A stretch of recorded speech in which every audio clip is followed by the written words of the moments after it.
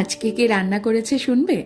আমাদের বাড়িতে রোজ সাহায্য করেন যেই মাসি, সেই মাসি বলল শিলনোড়ায় বেটে সেই বাটা মশলা দিয়ে নাকি মাংস রান্না করবে। আমাদের বাড়িতে ভালো মন্দ কোনো রান্না বা বিশেষ করে মাংস রান্নার দায়িত্বটা পড়ে আমার বা আমার শাশুড়ি মায়ের ওপর। আমরা ওই গুঁড়ো মশলা দিয়েই কাজ চালিয়ে নিই, কিন্তু আজকে বাটা মশলা দিয়ে এভাবে মাংস রান্না খাবো ভেবেই যেন কেমন আনন্দ হচ্ছে। দেখো মাসির এক গাল ভর্তি কেমন মিষ্টি হাসি।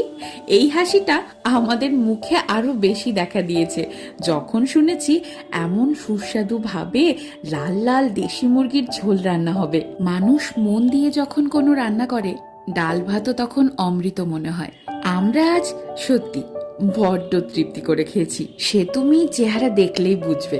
এবার তুমি বলো শিলনোড়ায় বাটা মশলার স্বাদ তোমার কেমন লাগে।